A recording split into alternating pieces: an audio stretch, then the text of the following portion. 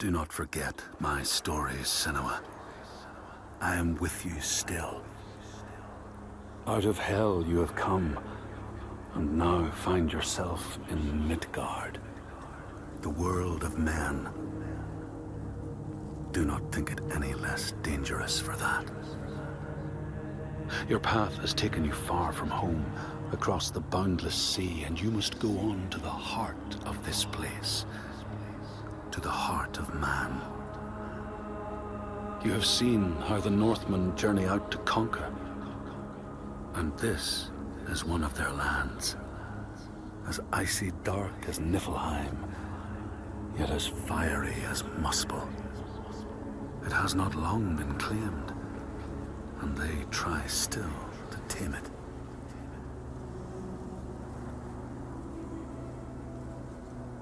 The Skald's verse speaks of a man called Grettir the Strong. A strange and bloody life he led. And it happened in this land you have come to. Listen to his story, Senua, for it may in some small way illuminate your own.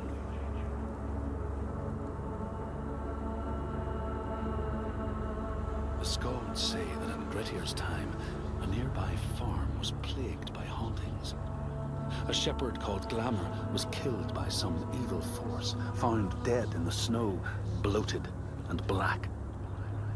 His body could not be taken to burial, because he was held fast to the ground. So it was left. 3 days after his death, the body was missing.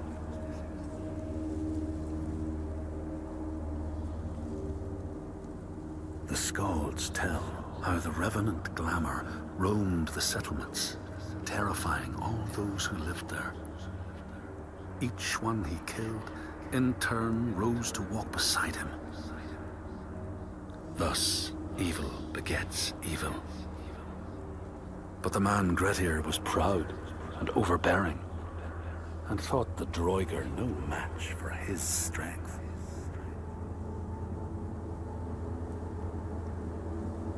The Skalds say that Grettir fought and killed the Droiger Glamour, but not before Glamour had cursed him.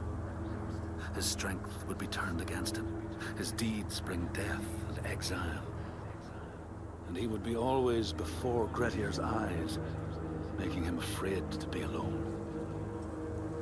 He saw all sorts of phantoms wherever he looked, and thus people who see things that aren't there are said to have Glamour's eyes.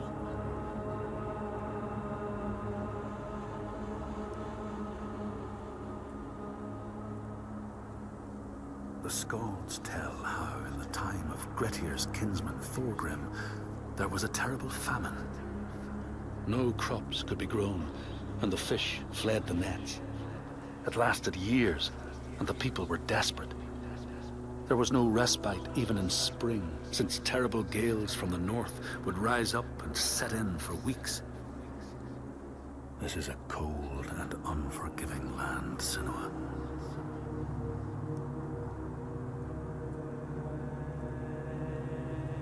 In the time of famine, at the place known as Rifskar, Thorgrim found a huge finback whale, beached and dead. His neighbor, Thorfinn, had already found it and was in the process of flensing it. But Thorgrim claimed it as his own. Thorfinn said he would not give it up without a fight.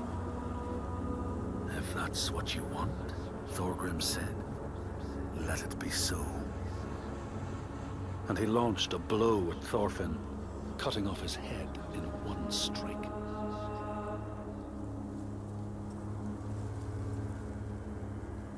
The Skalds say that the neighbors fought, armed only with the knives and axes they had brought to cut up the whale, even picking out the whale ribs to beat down their enemies. Thorgrim's men had loaded their boats with whale meat, but as they went to leave, one of their opponents struck Thorgrim's brother a fatal blow. And this is how hunger fates desperate men to come to blows, striking out against one another to survive.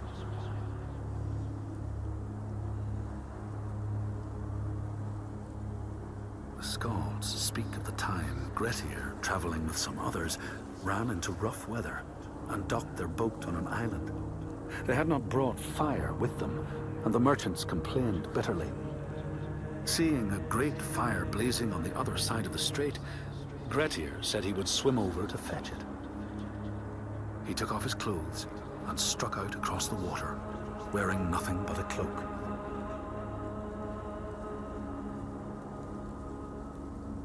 When Grettir came to the farm where the fire was burning, all was peaceful. By the time he reached them, his cloak was frozen stiff, and he looked like nothing more than some huge troll. The frightened farmhands struck out at him with the first things to hand, the burning logs from the fire. Grettir fought them off and got the fire he sought.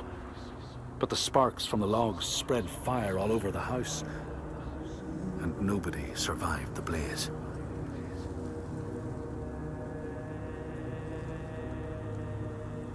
The Skalds say that Grettir swam back across the strait, keeping the fire safe from the water.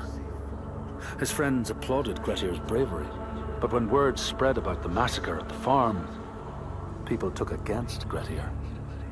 Nobody wanted anything to do with him, and when the news reached the Althing in the summer, Grettir was pronounced an outlaw. All doors would hence be shut to him.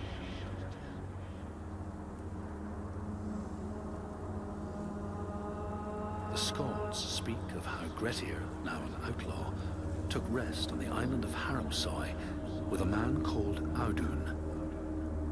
Grettir saw a great yellow glow like a fire rising from the ground. Audun told him it was coming from the burial mound of Kar the Old, who ever since he died had haunted the island, and warned him to stay away.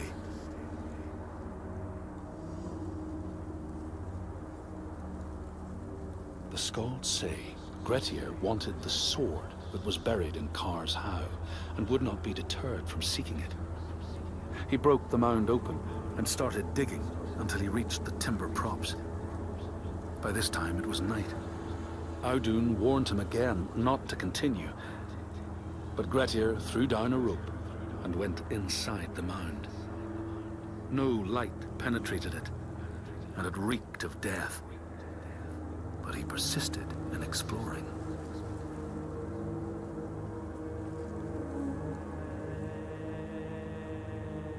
Grettir found the sword he was seeking, Kar's loom, buried in the grave mound.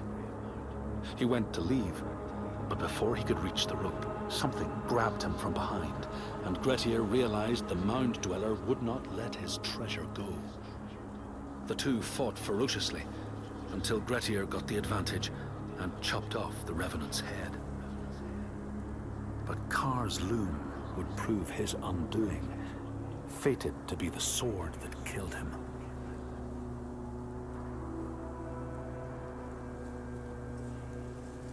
The Skald's verse tells how Grettir made many enemies with his proud and overbearing nature. Always quick to anger, his strength and fighting prowess meant that even the most trivial of quarrels met a fatal end. The kinsmen of those he killed or maimed were angry, and because he was an outlaw, no one was allowed to help him.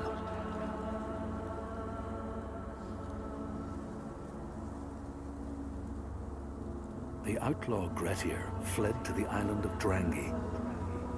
His enemies knew he was there, but he was still so strong and fierce, nobody could shift him. Thorbjorn, first among his foe, sent his foster mother to see Grettir. She was a Seithkona, and very wily. She enchanted a tree branch and sent it to wash up on Drangi. Grettir tried to cut it up for firewood, but his axe flew back and struck him in the leg. The wound blackened and festered, and Grettir feared his time was close.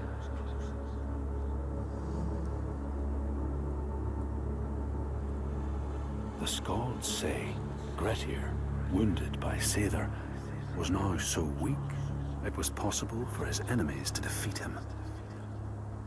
Under cover of night, Thorbjorn and his men attacked his shelter. They tried to disarm him, But he clung so firmly to his sword, Kar's loom, that they had to cut off his arm to get it free.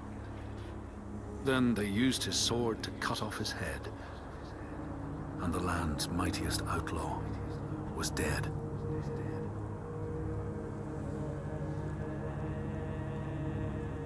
As the Droiger glamour had predicted, all Grettir's brave and fine deeds brought him misery. So fate makes prisoners of us all. But it was Grettir's nature that made him fight the Droiger, and Grettir's nature that led to blood feud and exile. So what is truly our prison, Senua? Is our path ordained, and we powerless to change it? Or do we blame uncertain powers for what we ourselves ordain?